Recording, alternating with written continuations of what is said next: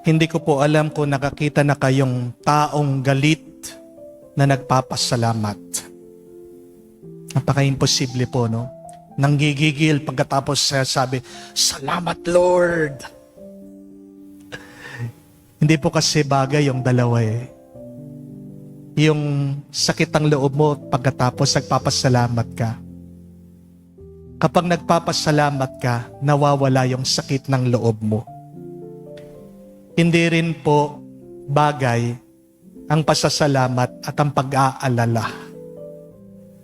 Mahirap din pong magreklamo sa Diyos habang ikaw ay nagpapasalamat.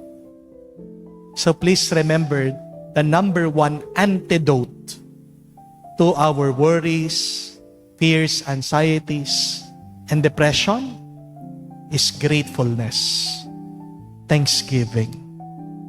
Harinawa araw-araw, kagising niyo pa lang po, yan ang unang dasal na iyong sabihin, "Salamat, Lord." Ano man pagsubok na iyong hinaharapan, sa iyong trabaho, sa iyong relasyon mag-asawa, sa iyong pangangatawan, palagi sabihin mo, "Salamat, Lord." Kasi yung buhay na yan, hindi mo hiningi, pinagkaloob ng Diyos. Napakalaking bagay. Pasalamatan mo sa Diyos. Gumaganda ang buhay sa pasasalamat.